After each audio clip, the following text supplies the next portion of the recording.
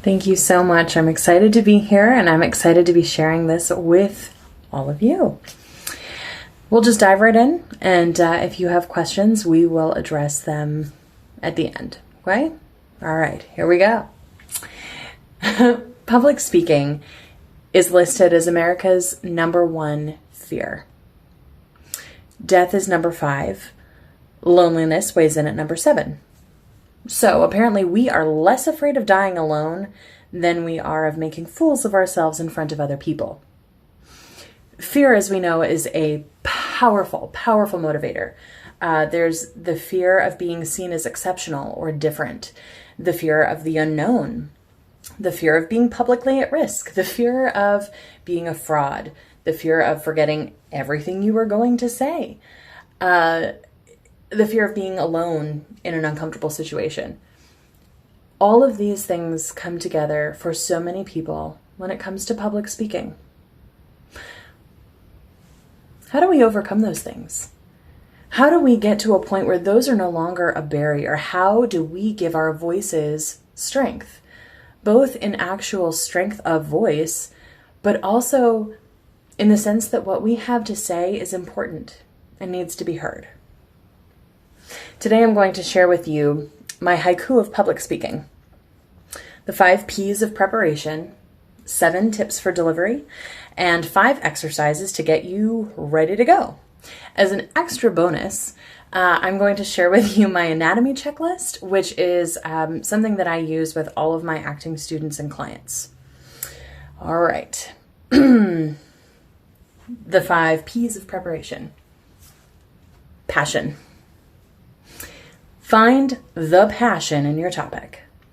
When you're asked to speak, you are being acknowledged as someone who has something to say. You are someone to whom people should listen. You, if for no other point in time, you are the expert. Now you got to show up. So when I say passion, I'm not talking about, adopting the cheerleader approach. That's not everybody's style. That's not the kind of passion I'm talking about. I mean, have an excitement about what you're saying.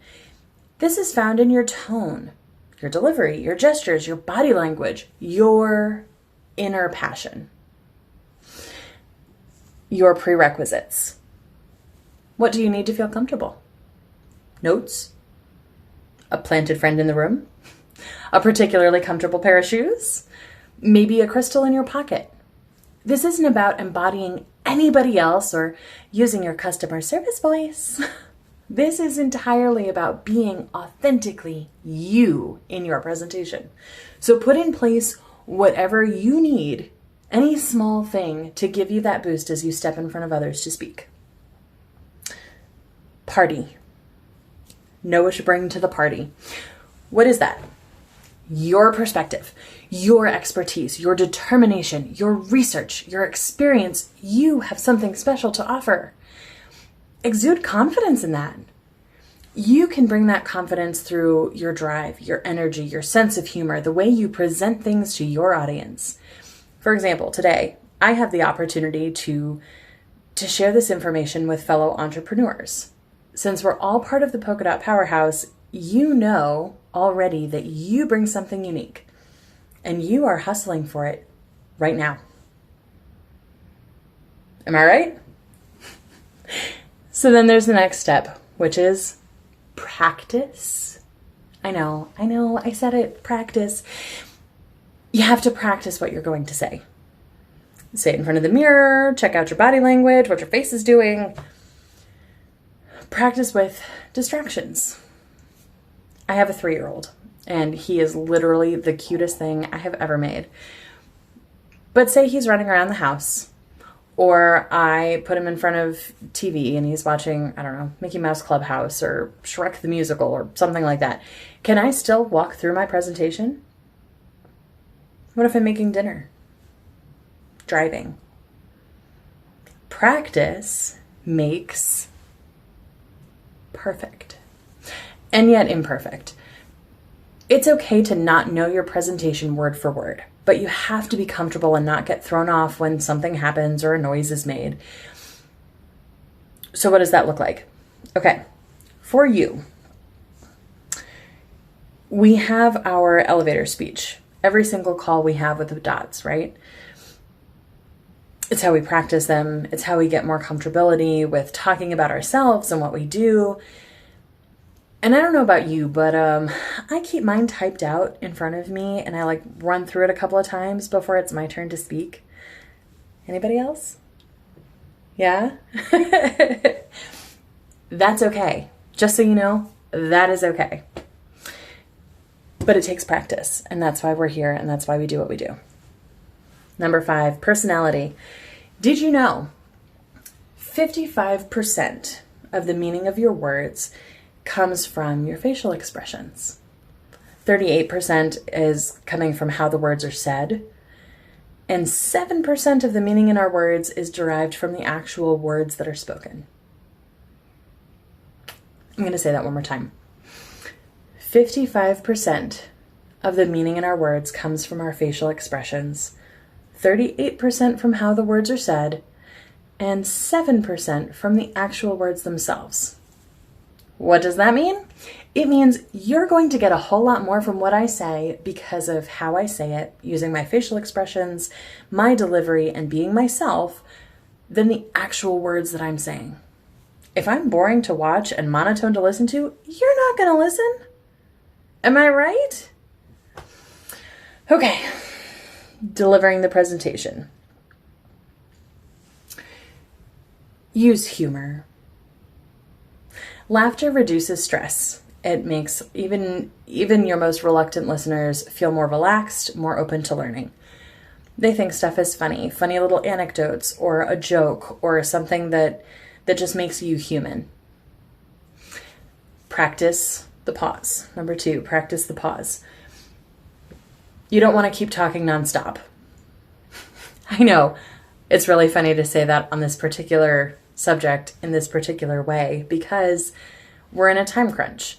So in this particular instance, you hope that somebody has really fast note-taking skills. But typically, when you're giving a direct presentation, don't talk nonstop.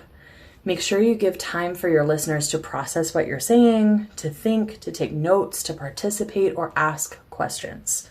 Audience participation, huge key. Okay, number 3, use visual aids. If it's applicable, use videos or images, graphics, charts, whatever, and incorporate physical objects. It helps your listeners see and feel what you mean. Next, we've all heard this one. The acronym KISS. Keep it simple, sweetheart. Don't try to put too much in too little time. Keep your language, your visual aids, your stories, your jokes simple. Next, breakdown. Okay, we've heard this one too. Make sure you tell the people what you're going to tell them. Tell them all of the things. Tell them what you told them, and then ask if they have questions about anything that you said. It takes no less than 3 times for someone to hear something before it really starts to sink in, so it helps to recap all of those things. And then we have our list of no-nos. Don't stare at your notes. Don't wave your arms like a crazy person. Don't fail to prepare. Don't drop a like every 5 seconds. Even when you're speaking extemporaneously, which means off the cuff, be very, very cautious about your likes. I have some extra tips on that. If you want to message me, email me, what have you, I would love to talk to you about that particular topic off of this, off of this one, okay? Last but not least, embrace yourself. Everybody has quirks. If you're an animated speaker, keep yourself animated. If you're more comfortable when you're pacing, choreograph your presentation. Things like this make you more real to the people you're speaking to. And when you are more real to them, they are more tuned in to you. Okay, we're getting into our 5 exercises. And I'm going to say, this is the funny part of the presentation. I know that some of you are probably you don't have your video turned on, and that's okay. You don't have to turn your sound on for this either. However, it would be really cool if everybody turned on their video so you can kind of see each other. When we all look ridiculous, it works so much better. I promise. Okay, so warming up before you present is paramount to your success. I'm going to teach you 2 breathing exercises and 3 vocal warm-ups, okay? The breathing exercises are a series of counting. That's all it is. If you've ever done a Lamaze class, it's very similar to that. It's breath patterns. And when you are controlling your breath, you're in control of everything else. So the first pattern is 4-4-4. You're going to breathe in for 4, hold for 4, breathe out for 4 through your mouth, and you're going to make a sound as you're breathing out, okay? I don't know how you spell that, so bear with me. Okay, demonstrating it sounds kind of like this.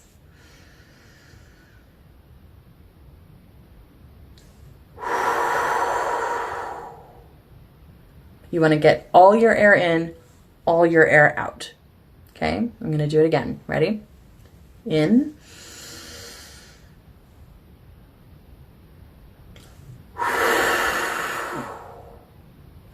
You can do this on any kind of counting that works for you, whether you use a stopwatch or a timer, the second hand, what have you.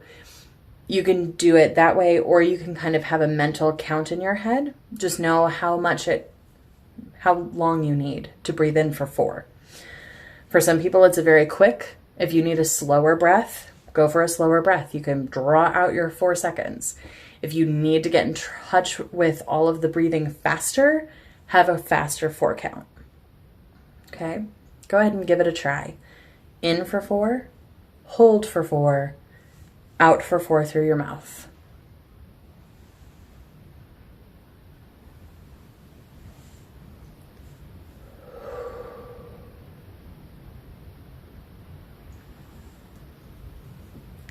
And it's okay if you look ridiculous. No one is judging you.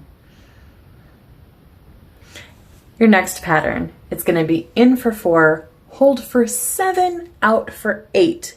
And on your 8, you're going to make a shh sound, okay? So it looks kind of like this.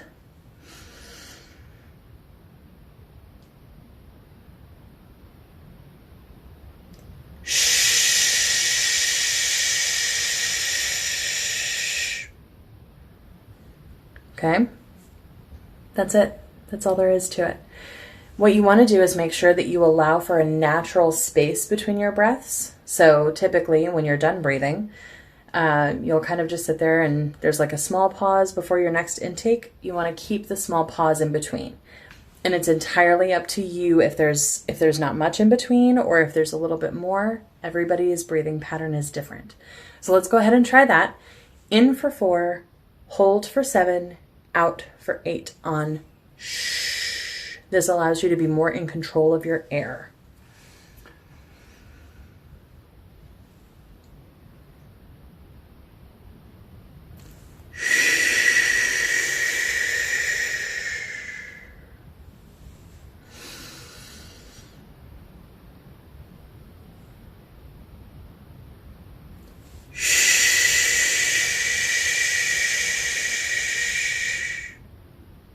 Okay, and again, you want to make sure all of your air is in on 4, all of your air is out on 8. All right, go ahead and practice those on your own. We're going to move on to our vocal warm-ups. Warming up your voice, essential. These 3 exercises can help you warm up super fast and also maximize your speaking potential. I say this because sometimes you don't have a whole lot of time before you start speaking, so this helps warm you up super quick, okay? Number 1, I call it the motorboat fire truck. It is exactly what it sounds, and it's okay. Again, keep your video on. We can make all of us look ridiculous together, and if it's okay with you, I'm okay with it. I can be the only one making the weird noises. So, like you're blowing bubbles, yeah? Except you're going to kind of do the top of your register, so it sounds kind of like this.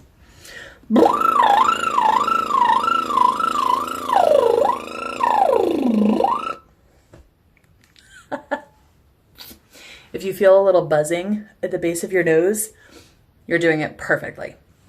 You're not going to get it right the first time. It's okay.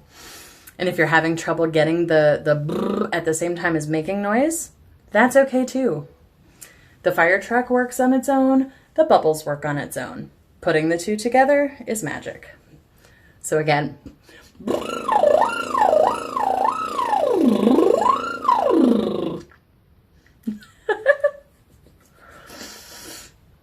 okay, number 2.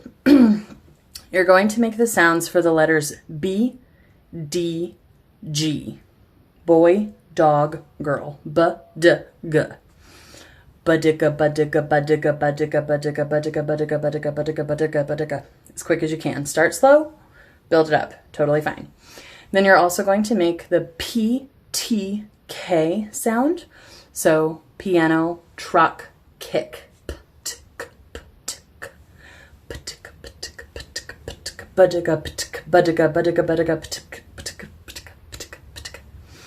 It makes a really cool sound, and it sounds kind of like you're beatboxing, and that's totally okay. Go ahead and practice that on your own also. Okay, and then the last one, you're going to make S, the letter for S, TH, Z, Z.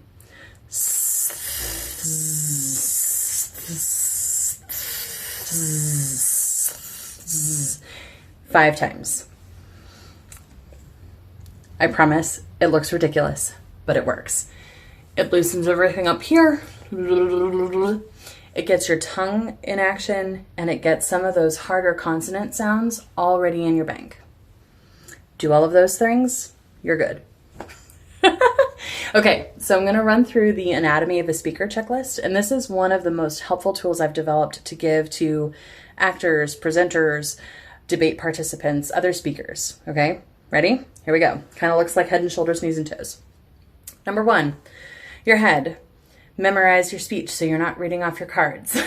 Keep your cards handy so you don't get lost or off topic, but have it in your head.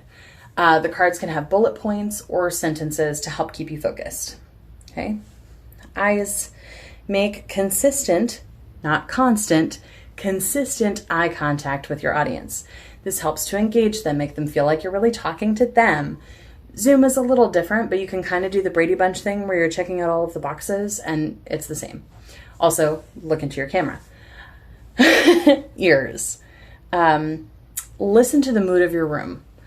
Adjust your expression accordingly. Be aware of how loudly you're speaking. If you don't have a microphone, you don't want to be yelling. If you do have a microphone, remember microphones are only there to amplify the volume you already have, not to make up for lack of volume. Your mouth. Speak clearly and slowly and with great expressions so your audience can understand and engage with what you're saying. Smile when you can. Okay, next is shoulders. Take a minute, right now even. Notice what your shoulders are doing. If they're slumped, push them back. If they're up in your ears, pull them back down. Opening up your shoulders allows for deeper, more complete breaths. If not, you actually close off your lungs. If you want to try this, push your shoulders forward and try taking a deep breath. Can't get a good breath? Leads to anxiety. Open up your shoulders. Okay, next is your spine. Stand up straight. You are a professional. Remember in The Princess Diaries where Julie Andrews goes across and she goes, "We don't schlump like this." True story. Your lungs. Breathing. If you're not breathing, you're dying. If you're not breathing properly, you're not speaking clearly. Hands. Use hand gestures to emphasize what you're saying, not as a nervous tick or because you don't know what else to do with them. It's okay to just let them rest on the lectern, hang by your side. If this is another tick that you're struggling with, talk to me later because I've got some tricks on that one too. Next is your legs. Don't cross your legs. Don't sway. People get seasick. Don't shuffle while you're speaking. It makes you appear disinterested and nervous, and we don't want that either. And lastly, your nerves. You remember that old adage about picturing your audience in their underwear? How's that working out for you? Because that's creepy and gross. Picture instead that everyone that you're talking to, they're already your friends. They're your friends. You're just talking to your friend. Okay? So, take every opportunity to speak. The only way to get better at anything is to do it all the time. Rehearsing is good, but nothing compares to actually getting up in front of an audience and speaking for real. Remember that communication is so much more about your tone and your body language and being you than the actual words coming out of your mouth. Showing your nerves, nothing shows your nerves more than racing through your presentation. And if you want to impact your audience in a meaningful way, make sure they hear what you're saying. Find time during the hour before your speech for some solitude. Get your head in the game, get your mind right, clear your head. If it's 5 minutes before, just relax. The time to prepare has already passed. Preparation time, long gone, okay? You know your material. Prepare your voice. Breathe, relax. Ask for feedback. Speaking is a great way to connect with people, and it's truly a skill everyone should master. Thank you so, so much. And if there's anything else that you need, feel free to reach out to me. You can email me, melanie@melanieyodkins.com. You can also find me on Instagram at myactingcoach, and I would be happy to answer any questions that you have. Also, you can contact me through any of the ways that Wendy and Mindy already have, okay? Awesome. Keep it up.